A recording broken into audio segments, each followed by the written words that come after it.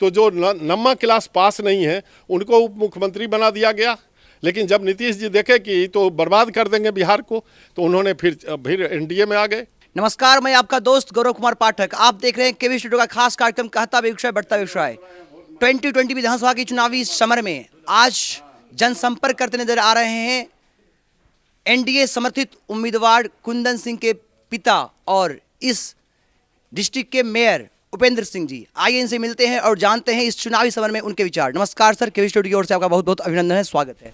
केवी studio को बहुत बहुत धन्यवाद कि आप यहाँ गली गली में घूमकर आप मैसेज को कलेक्ट कर रहे हैं और लोगों को मोटिवेट भी कर रहे हैं कि ज़्यादा से ज़्यादा वोट दें। इसके लिए बहुत बहुत धन्यवाद। सर, क्या लगता है इस बार 2020 विधानसभा का क्या चुनावी मूड है? सर देखिए, ये 2020 विधानसभा यानी कि 2020 का इसमें मूड है कि फिर से एनडीए सरकार आएगी और एनडीए सरकार अपना मुख्यमंत्री बनाएगी, और जिसका मुख्यमंत्री पहले से डिसाइडेड है कि एनडीए के मुख्यमंत्री आदरणीय नीतीश कुमार जी होंगे। सर, बेगूसराय विधानसभा में जो कैंडिडेट हैं उनको लेकर काफ़ी असंतोष शुरू में देखा गया, काफ़ी उफाहू की स्थिति हुई, काफ़ी कुछ लोग बागी भी हो गए, पार्टी छोड़कर निर्दलीय उम्मीदवार के रूप में खड़े हुए हैं। तो सर, इस पर क्या कहना चाहेंगे आप? नहीं, बेगूसराय कैंडिडेट का अगर आप नाम क्लियर कीजिए तब मैं बताऊं। अगर आप कहते हैं बेगूसराय कैंडिडेट, जो बेगूसराय विधानसभा मतलब मैं सदर की बात कर रहा हूँ सर। सदर में 17-18 ठो कैंडिडेट हैं। आप किस कैंडिडेट के बारे में बात? हमारा कहना कि जो एनडीए समर्थित उम्मीदवार कुंदन सिंह जी हैं उनके संदर्भ में हैं, तो उनके बारे में असंतोष का सवाल कहाँ उठता है? वो तो यहाँ का एमएलए एमपी तो रहे नहीं। असंतोष किस बात की? ना वो क्रिमिनल है न कुछ। जितने खड़ा हैं बेगूसराय जिला में, जितने भी कैंडिडेट खड़ा है, सबसे ज़्यादा पढ़े लिखे, नौजवान और संस्कारित।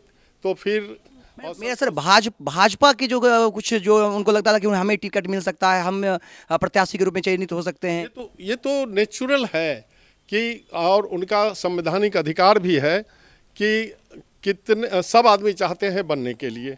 तो टिकट तो किसी एक विधानसभा में किसी एक पार्टी से किसी एक कैंडिडेट को भी मिलेगा। तो वो डिसाइड करता है हमारा जो सेंट्रल कमेटी है, वो पटना है और दिल्ली है, वहाँ से डिसीजन होता है और उसमें हर चीज़ लिया जाता है। बहुत चीज़ को देखने के बाद एक डिसीजन होता है कि किनको दें। एक चीज़। दूसरी बात और आप समझ लें कि पहले बार भारतीय जनता पार्टी के कैंडिडेट कुंदन जी को टिकट मिला, ये पहले बार नहीं है। 2010 में भी उनको टिकट मिला था बछवाड़ा से। चूँकि मैं उनका पिता उपेंद्र प्रसाद सिंह लोक जनशक्ति पार्टी से 2010 में बेगूसराय से मैं लड़ रहा था, तो हुआ कि दो में से कोई एक ही लड़ेंगे, तो वो टिकट लौटा दिए और उसके बाद हम ये बेगूसराय से लड़े। तो ऐसी बात नहीं है। दूसरी बात, वो भारतीय जनता पार्टी में आज से नहीं, बहुत पहले से जुड़े हुए हैं। बल्कि भारतीय जनता पार्टी का वो जो निवेश मंच है सेंट्रल का, इस देश का निवेश मंच भारतीय जनता पार्टी का, उसका भी संयोजक रहे हैं। इतना नहीं, उसके बाद बिहार में जो आपका किर्रा मंच के बिहार के संयोजक भी रहे हैं, अध्यक्ष भी रहे हैं। और उसके बाद अभी उनको टिकट मिला, और टिकट मिला तो जोर शोर से हो रहा है, और यह निश्चित है कि बहुत ज़्यादा वोट से वो जीतने जा रहे हैं और फिर से एनडीए की सरकार बनेगी। दोबारा मुख्यमंत्री हमारे नीतीश जी होंगे। कहीं ना कहीं ये भी सुनने में आया है मतलब कि धनबल का प्रयोग किया गया है टिकट के लिए, या रिश्तेदारी में भी मतलब के कारण भी इनको मिला है। देखिए, मेरा कहीं किन्हीं से रिश्तेदारी नहीं है। लोग बोल रहे हैं, तो मैं जात के भूमिहार हूँ। अगर मैं जोड़ूँ तो कोई ऐसा भूमिहार बिहार में नहीं होंगे जिनका एक दूसरे से रिश्तेदारी नहीं है। समझ गए? आपका इशारा अगर गिरिराज जी से है तो हमारा उनका कोई डायरेक्ट रिश्तेदारी नहीं है। और जहाँ तक रिश्तेदारी सोचेंगे तो बेगूसराय में जितने भूमिहार परिवार हैं, एक भी उनके रिश्तेदारी से बचे हुए नहीं हैं। ये केवल भ्रांति फैला रहे हैं लोग, और मेरा कोई उनका डायरेक्ट रिश्तेदारी नहीं है। ये जोड़ने से सारे लोग एक दूसरे सो जाएंगे, इसमें कोई नहीं बचेंगे। रहा कि धन का प्रयोग, तो भारतीय जनता पार्टी ऐसा पार्टी है कि वहाँ टिकट के लिए धन लेके टिकट नहीं दिया जाता है। ये कभी उसका इतिहास नहीं रहा। बोलते हैं लोग, बोलने दीजिए। जिनको टिकट नहीं मिला वो तो कहेंगे खट्टा अंगूर कौन खाए, जिसको अंगूर तक अप्रोच नहीं है वही है। लेकिन उनको भी हम शुभकामना देते हैं कि आज नाराज़ हैं वो अभी भी अपने घर लौट जाएं और कोशिश करें कि आज कुंदन खड़ा हुआ है उसका हाथ मजबूत करें। हो सकता है कल उनका बारी आवे, और वो नहीं करते हैं तो यह उनकी इच्छा है। लेकिन पार्टी हमारा है, केडर बेस पार्टी है भारतीय जनता पार्टी, और यही पार्टी विश्व में सबसे बड़ा केडर बेस पार्टी है। तो इसमें जिनको टिकट नहीं मिला तो उनको तकलीफ होना निश्चित तौर पर, कुंदन को भी नहीं मिलता तो उसको भी तकलीफ होता, वो भी 2-4 रोज घर में सोता, लेकिन फिर वो पार्टी के लिए काम करता। और बहुत आदमी है जो पार्टी के लिए काम कर रहे हैं, कुछ आदमी गुस्सा में खड़ा भी हो गए, वो भी विड्रॉ कर लिए। तो ऐसी बात नहीं है। और भारतीय जनता पार्टी जो काम कर रही है, नीतीश कुमार जी के पार्टी जो काम कर रहा है, अभी हमारे गठबंधन में मुकेश सहनी जी भी आए, हमारे गठबंधन में मांझी जी भी हैं। आप जान रहे हैं कि सारे लोग गरीब के मसीहा हैं, और ख़ास करके नरेंद्र मोदी जी, वो घर एक एक चीज़ उन्होंने क्या नहीं किया है गरीब जनता के लिए, विकास के लिए, बिहार के विकास के लिए, देश के विकास के लिए, देश के मर्यादा के लिए इतना काम किए हैं। उतना समय तो नहीं है कि सारा चीज़ बतावे, और आप सारे आदमी खुद ज्ञानवान हैं कि आप देख रहे हैं। और नीतीश कुमार सॉरी से लेके सारा तक का इंतजाम किए।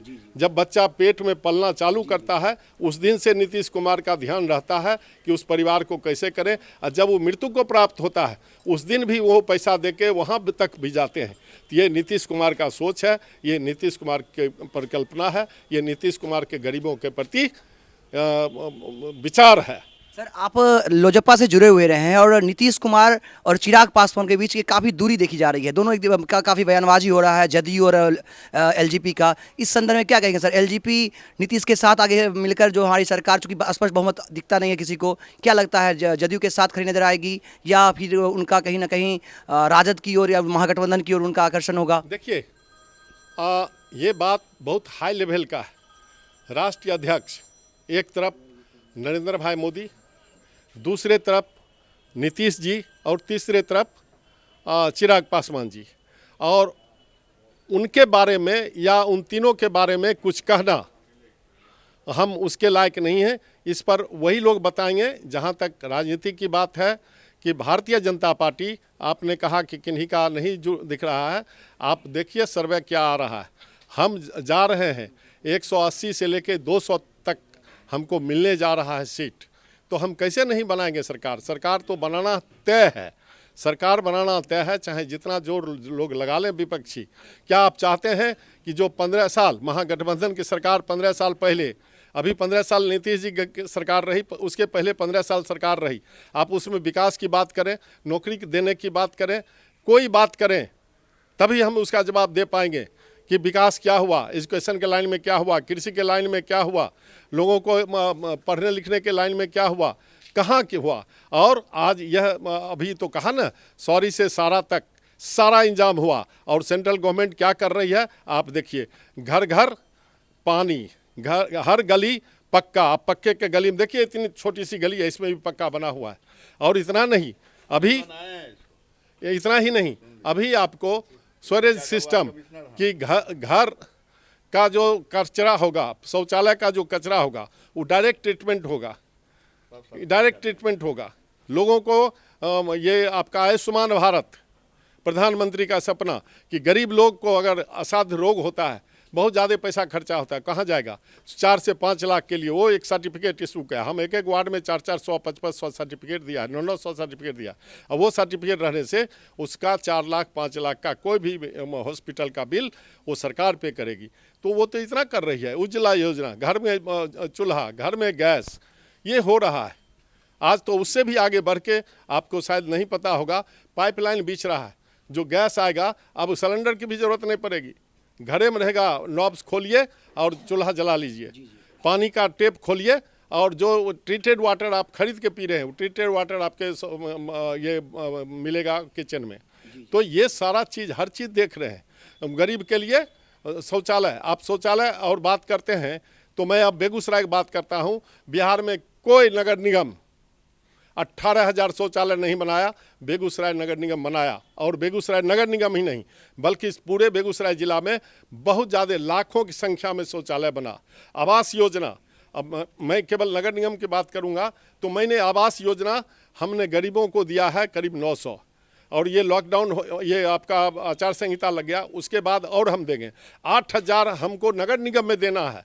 सुन एक सेकेंड, आप नगर निगम में हम आवास योजना 8,000 दे रहे हैं और वो 22 तक देंगे। हम सारा चिन्हित कर लिया है और रोज़ हर चीज़ चेक करके उसमें हमेशा ध्यान रखते हैं कि किसी गलत आदमी को नहीं दे, किसी बिचौलिए को उसमें आने नहीं दे।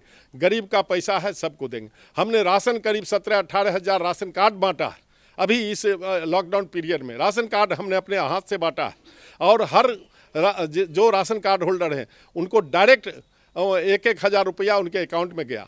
अकाउंट में इसलिए गया कि बीच में बिचौलिए खा जाते थे, गरीब को नहीं मिलता। ये दूरदृष्टि नरेंद्र मोदी जी का है और इतना उन्होंने काम किया, क्या बतावे। रही डेवलपमेंट की बात, तो आप बताइए कि जब देश आज़ाद हुआ था एक पुल बेगूसराय में था, राजेंद्र पुल, आज देखिए कितना क्या ठो पुल बन रहा है। आप देख लीजिए बेगूसराय जिला में, देखिए आप देख लीजिए रिफाइनरी का जीर्णोद्धार हुआ। बहुत वर्षों से सुन रहे, जब मैं बचपन से ही सुन रहा था कि आज इसका पेट्रोकेमिकल होगा, लेकिन वो सपना पूरा नहीं हुआ। नहीं, आपका कहना सही है सर, विकास हुआ है, लेकिन लोगों का कहना है कि 15 साल नीतीश कुमार हुए, एक मौका मिलना चाहिए महागठबंधन को, सरकार बदलनी चाहिए, विकास के लिए जो है बदलना जरूरी होता है। एक तो है कि आज एक आप शर्ट पहने हुए हैं तो उसको बदल दिया जाए। अगर शर्ट बढ़िया है तो हम क्यों बदलेंगे। नीतीश कुमार जी ने जितना विकास किया, क्यों बदलना चाहते हैं। तो जो विरोध में हैं वो तो चाहेंगे कि मुझे कुर्सी मिले। कुर्सी तो उनको मिला, कुर्सी मिला, राबड़ी जी कुर्सी पर बैठ गई, बाद में कुर्सी मिला तो जो नम्मा क्लास पास नहीं है उनको उप मुख्यमंत्री बना दिया गया। लेकिन जब नीतीश जी देखे कि तो बर्बाद कर देंगे बिहार को, तो उन्होंने फिर एनडीए में आ गए। कुछ दिन के लिए गए थे उधर, एनडीए में आ गए और विकास कर रहे हैं जोरों से। तो ये कहना तो कुछ है कि आप उतना दिन आप उधर रहे, अब हमको रहने दीजिए। तो ये कोई मापदंड कुछ हुआ क्या? ये कोई प्रिंसिपल के तहत हुआ? जो काम कर रहा है उसको रहना चाहिए सरकार में, जो काम नहीं कर रहा है उस सरकार से। आप जंगल राज की बात करते हैं, उस समय तो आप और छोटे होइएगा। हम खुद पटना में घर बनाना चाहते थे, हमने घर नहीं बनाया। पता नहीं कौन सी घर के आगे में ग्रिल गेट में गाय बांध दे, भैंस बांध दे। तो ये तो हाल था उनका।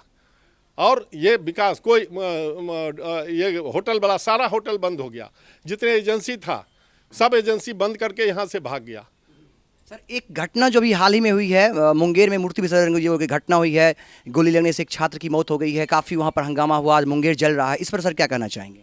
देखिए, वो घटना कुछ लोग कोशिश करते हैं कि इसको कुछ दूसरे ढंग का रंग दें और उसको हवा में फैलाएं गलत ढंग से। उसका राजनीतिकरण कर रहे थे, लेकिन नहीं, वो कंट्रोल हो गया।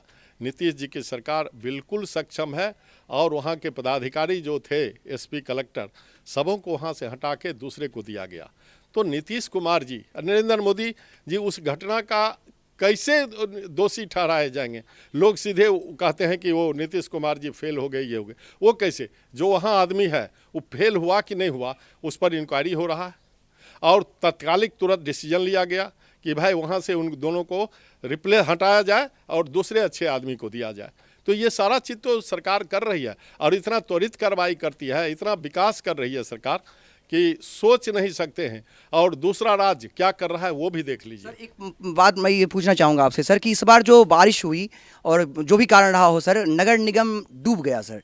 काफ़ी लोगों को काफ़ी फजीहत हुई, यहाँ तक कि जीडी कॉलेज जो हमारा गौरव है इस जिला का, उस कॉलेज में भी पानी देखे गए और जो जिस गली में जाए काफ़ी कीचड़ सड़कों पर देखा गया, राहगीर को काफ़ी परेशानी हुई। और जो विरोधी हैं या यहाँ के जो कुछ जो यहाँ रहने वाले जिनको परेशानी हो रही थी, वो नगर निगम को नरक निगम कर रहे थे सर। तो क्या कहना चाहेंगे इस पर? जो विरोधी हैं, जैसा आपने शब्द यूज किया विरोधी, तो विरोधी कैसे कहेंगे कि नगर निगम बढ़िया काम कर रहा है? अब ये बताइए, आपके उम्र से पहले तक इस ढंग की बारिश नहीं हुई थी, इस ढंग की बारिश नहीं हुई थी। एकाएक बारिश हुई और कोई नगर निगम, कोई राज्य, कोई राष्ट्र विश्व में किसी आपदा के लिए तैयार नहीं है। विश्व में आप बेगूसराय की बात कर रहे हैं, बेगूसराय की बात करते हैं तो बगल में समस्तीपुर जाइए, बेगूसराय की बात करते हैं बगल में खगड़िया जाइए, मुंगेर जाइए, भागलपुर जाइए, मुजफ्फरपुर जाइए, पटना जाइए, तब बेगूसराय की तुलना कीजिए। बेगूसराय बिहार में जो नगर निगम है सबसे ज़्यादा स्वच्छ है और सबसे ज़्यादा काम और ट्रांसपेरेंसी के साथ हो रहा है, जिसका डॉक्यूमेंट्री प्रूफ है। और उसके लिए हमने रिपोर्ट कार्ड, 4 साल का मेरा कार्यकाल हुआ, हमने रिपोर्ट कार्ड बनाया और उसको हमने पब्लिक में दिया भी, जो भी है नगर निगम में सारे वार्ड पार्षद को, कि ये हमने काम किया। उस पर लोग अगर उंगली उठावे तब हम समझेंगे कि इसमें अनियमितता हुआ, इसमें करप्शन हुआ। उस पर नहीं उठाते हैं। पानी हुआ तो उसको क्या किया जाएगा? इतना पानी हुआ, पिछले 4 साल में तो नहीं हुआ, पिछले 10 साल में नहीं हुआ, पिछले 20 साल में नहीं हुआ। तो हम जब इतना काम किए उसके बाद पानी आ जाता है। पानी इतना आया केवल बेगूसराय में। अभी आप तो जानते होंगे हैदराबाद का क्या पोजीशन है 8 रोज पहले का, आप बताइए, आप बताइए। बेमौसम बारिश। तो फिर वो बारिश जो हुई तो उस पर क्या गाड़ी देखे कि नाव की तरह हिल रहा है?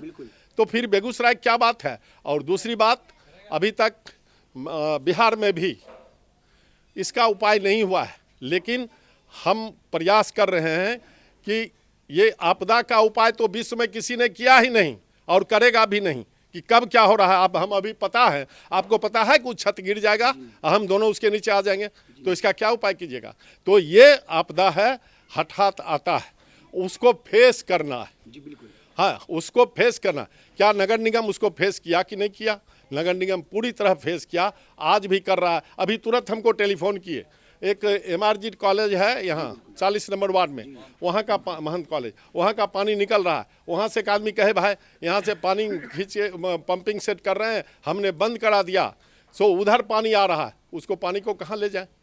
ले जाने की भी बात है, चारों तरफ बंद है। हमारा जो भी नगर निगम का कर्मचारी रात दिन 24 घंटा, वो कुछ नहीं देखा खाना खाएंगे कि नहीं, कोरोना है कि नहीं, काम करते रहा। सारे पदाधिकारी, चाहे नगर आयुक्त हों, उपायुक्त हों, जो भी हैं, इंजीनियर है, सफाई कर्मचारी, सब ने काम किया और पानी को हटा दिया। और ये बताइए, जो गली जो 50 साल पहले गली बना है वो ऊंचा नहीं हुआ है और वहाँ पानी लग गया, उसको क्या किया जाएगा? और आपको एक और बता दूं, हाई कोर्ट और सुप्रीम कोर्ट का ऐसा वर्डिक्ट है, ऑर्डर है कि खबरदार, अगर पब्लिक नहीं चाहती है तो 1 मिलीमीटर भी रोड को ऊंचा नहीं कर सकते, तो उसको क्या किया जाएगा? तो ये सारे चीज़ देखते हुए आपको मैं बता दूं, अब बेगूसराय नगर निगम के जनता के प्रति भी आभार व्यक्त करते हुए मैं उनको बताना चाहता हूं कि हमने 450 करोड़ का स्टॉर्म वाटर सिस्टम के लिए एस्टिमेट बना के दिया हुआ है। सब चीज़ हो गया है, नगर विकास में है। अब जो मंत्री बन के आएंगे उनसे अप्रूवल लेके हम उसको टेंडर में डालेंगे। उस योजना का नाम है स्टॉर्म वाटर।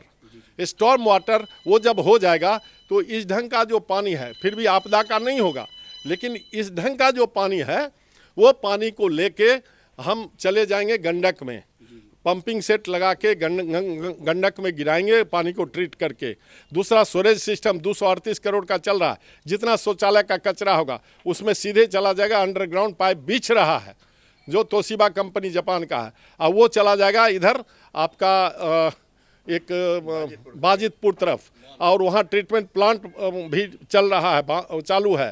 तो यहाँ से जाएगा पंपिंग सेट होके, पंपिंग करके वो सारे कचरा को वहाँ डाला जाएगा और ट्रीट करके वो पानी, हमने रिफाइनरी से बात किया है, ट्रीटेड वाटर रिफाइनरी को दे देंगे, जिसके चलते पैसा भी मिलेगा, और जो सलज बच जाएगा उसको हम खाद बना के हम किसान को दे देंगे, पैसा लेके या फ्री में। बहुत बहुत धन्यवाद सर। सर, जो बेगूसराय में मांग उठती रही है, चूंकि दरभंगा में एम्स हो गए, एयरपोर्ट की सुविधा हो गई, हमारे यहाँ उलाव हवाई अड्डा को आप देख सकते हैं, यूनिवर्सिटी दिनकर जी के नाम पर जिस यूनिवर्सिटी की मांग जोर शोर से, और हमारे ये अधिकार भी है, और एम्स की भी सुविधा हमारे, चूँकि आप नगर निगम के पदाधिकारी हैं, मेयर हैं, तो आपको नहीं लगता कि ये सारा जो सुविधाएँ हमारे जिले को मिलना चाहिए, पर्यटन स्थल के रूप में भी इसे विकसित बनाया जाना चाहिए? देखिए, यूनिवर्सिटी के लिए चूँकि एक परेशानी रही कि कमिश्नरी बेगूसराय कभी नहीं बन पाया, कभी भागलपुर, कभी दरभंगा, अभी मुंगेर।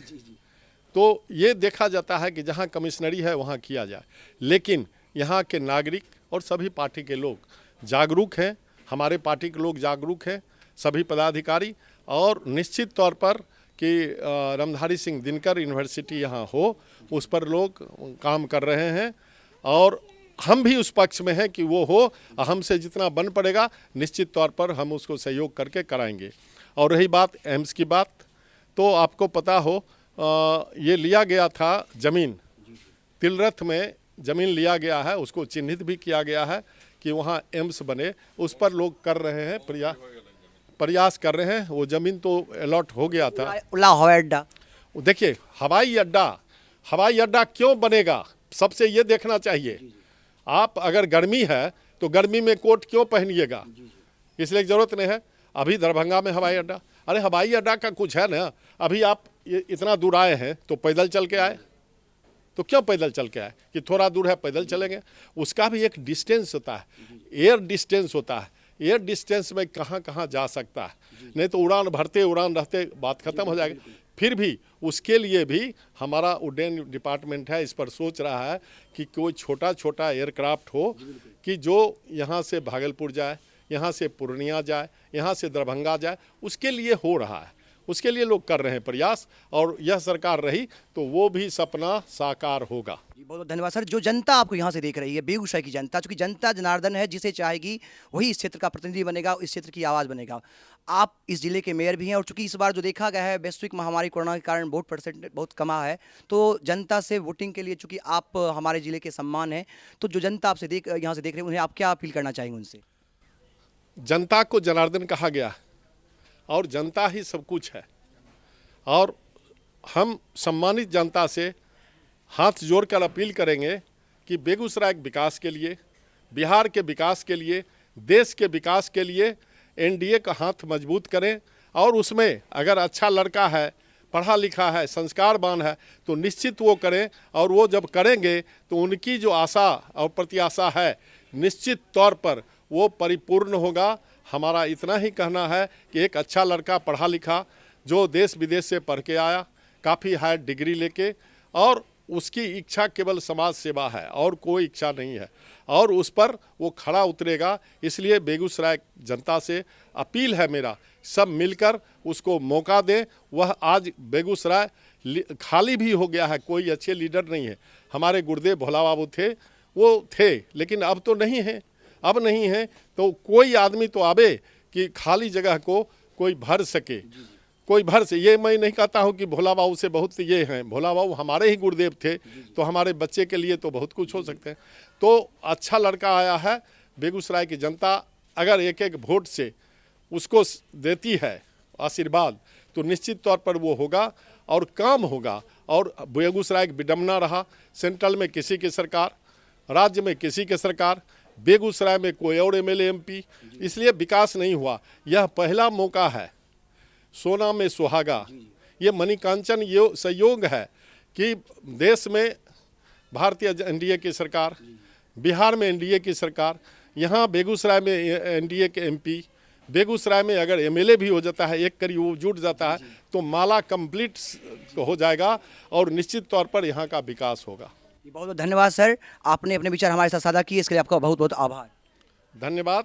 ये थे हमारे जिले के मेयर उपेंद्र प्रसाद सिंह जी, इन्होंने अपने विचार हमारे साथ साझा किए। कौन होगा जनता का प्रतिनिधि वो तो वक्त ही बताएगा। 3 तारीख को मतदान है और 10 तारीख को इसका निर्णय आने वाला है। हम तमाम मतदाताओं से अपील करते हैं, आप जनता जनार्दन से अपील है मेरा कि आप अधिक से अधिक वोट करें, क्योंकि वोट के द्वारा ही राष्ट्र और समाज का निर्माण होगा। बहुत बहुत धन्यवाद। कैमरामैन कैब के साथ मैं गौरव कुमार पाठक।